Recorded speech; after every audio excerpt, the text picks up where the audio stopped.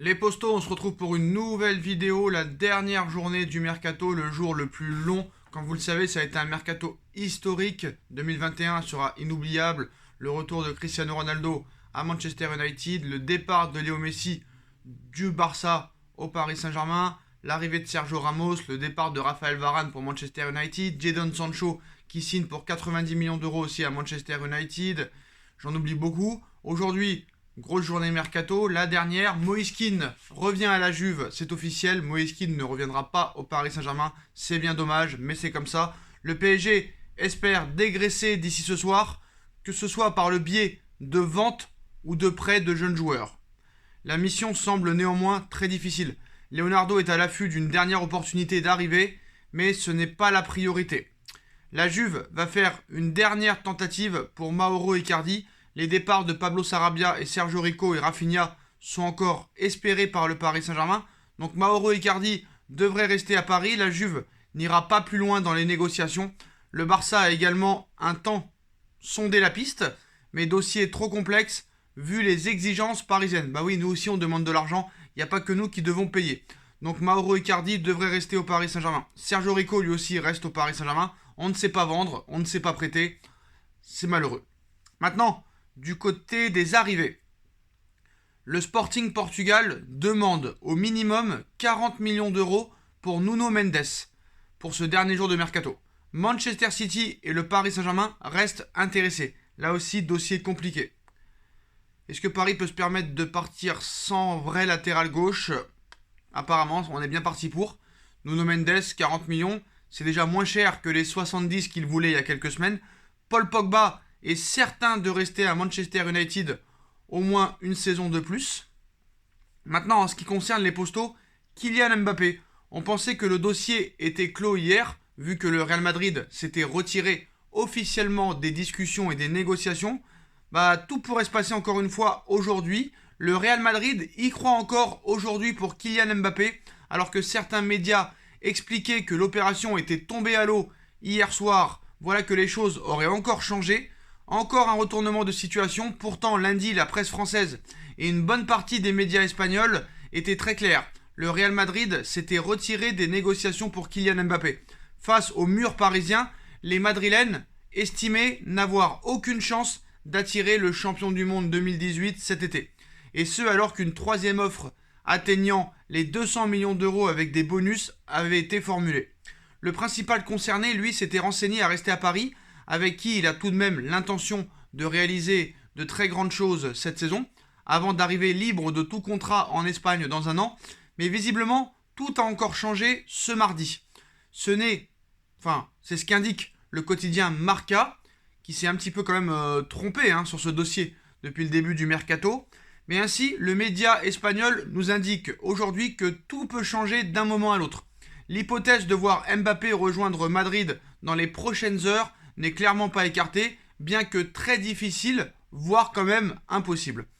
Jusqu'à la dernière heure, toutes les possibilités sont sur la table et on ne sera fixé qu'à minuit officiellement, une fois ce mercato terminé. Le Real Madrid n'a donc pas abandonné et sait qu'il existe une fenêtre de tir pour enrôler le Parisien. On peut donc imaginer le club parisien et le club de la capitale espagnole, le Real, revoir son offre encore une fois à la hausse, tout comme le Paris Saint-Germain peut y réfléchir à deux fois et finalement accepter de lâcher le joueur pour une belle contrepartie. À Clairefontaine avec les Bleus, le principal concerné suivra sûrement tout ça de très près. Les prochaines heures vont être très animées pour ce dernier jour de mercato.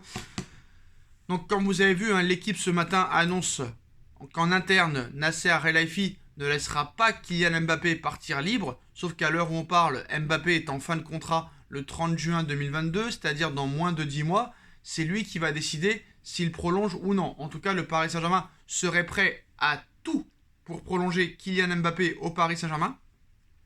On parle d'une prolongation de contrat qui serait visée à hauteur de 3 ans, avec un salaire au-delà des 30 millions d'euros, et en lui faisant comprendre que le futur de l'équipe, c'est lui, parce que Léo Messi, il lui reste peut-être 2 ou 3 ans, sauf que Mbappé ne restera pas plus de 3 ans au Paris Saint-Germain. S'il y a une prolongation de contrat, c'est pour que Mbappé reste peut-être 1 an, voire 2 ans maximum. Mais faut pas rêver, Mbappé, tu pourras pas l'enfermer toute ta vie au Paris Saint-Germain et en Ligue 1. c'est une chose impossible à concevoir. Maintenant, est-ce que c'est possible avec l'argent et avec l'effectif qui a été créé que Mbappé reste et prolonge dans l'avenir? Ça, c'est une autre histoire. L'avenir nous le dira. Le feuilleton Mbappé va continuer de plus belle. Le mercato va s'arrêter, mais le feuilleton Mbappé continuera toute la saison, les postos. On attend une grande saison du Paris Saint-Germain. Mais moi, j'ai quand même été assez déçu. Je suis déçu de ne pas avoir vendu plus de joueurs comme Layvin Kurzawa qui va rester, Thilo Kehrer qui va rester. Rafinha, moi, il me plaît beaucoup ce joueur. Malheureusement, le coach n'en veut pas. Herrera qui va rester. Sarabia qui va rester. Quand tu penses que Correa a déjà mis un doublé avec l'Inter de Milan et que nous, on garde Sarabia, qui a fait plutôt un bon euro, je préfère garder Sarabia que Draxler. Draxler, ils l'ont prolongé pourquoi? Pour le garder à l'arrivée, pas pour le vendre. Donc voilà, c'est un fait. Le Paris Saint-Germain ne sait pas vendre. Pourtant, à l'été 2019, au retour de Leonardo, Paris avait vendu pour 60 millions d'euros. On a vu que Moussa Diaby, ancien parisien, a été appelé en équipe de France par le sélectionneur Didier Deschamps. Donc voilà, maintenant, on voit que Hakimi sera absent de la CAN, sera absent en janvier à cause de la CAN. Qui va le remplacer? Colin Dagba, qui est 3 mois sur 4 à l'infirmerie. Pas très bon, hein, pas très bon. À gauche, t'as pas grand chose à te mettre sous la dent. Surtout si Bernat revient très tardivement et qu'il retrouve pas son niveau. Layvin Kurzawa n'a pas de niveau. Diallo, c'est un coup bien, un coup pas bien. Ouais, il va y avoir quand même un problème au niveau de la défense sur le côté gauche, je pense. Même si le côté droit va être très fort, il faut vraiment trouver une identité de jeu parce qu'à l'arrivée, au niveau du jeu, c'est le néant total. Pochettino n'arrive pas à trouver une alchimie avec ses joueurs. On voit que Neymar est en dessous de tout. Très clairement, Neymar n'est plus un joueur de football. J'ai l'impression que Neymar est résigné au football. Il était parti en 2017 pour quitter l'ombre de Léo Messi.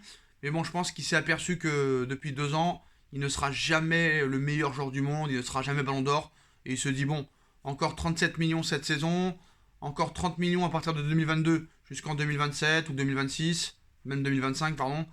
La soupe elle est bonne, je continue à prendre mon oseille et voilà, eux ils croient que vraiment je suis un grand joueur, mais je me fous de leur gueule, je picole, je grossis, je suis mauvais et pourtant ils continuent à me mettre sur le terrain, c'est magnifique. Donc voilà les postos, donc niveau départ il devrait pas y avoir grand chose, peut-être 1 ou 2 départs mais pas grand chose, hein. Et peut-être Nuno Mendes qui pourrait débarquer à gauche, mais voilà. Et peut-être le dossier Mbappé qui n'est pas terminé, mais je pense pas que Paris acceptera l'offre après l'avoir refusé hier. Surtout vu l'état offensif du Paris Saint-Germain ces dernières semaines. Voilà les postos, dites-moi en commentaire ce que vous en pensez. On like, on partage, on commente, on s'abonne. Et on se retrouve très vite pour une nouvelle vidéo Mercato s'il se passe des choses d'ici minuit. Tchuss. Et restez branchés surtout.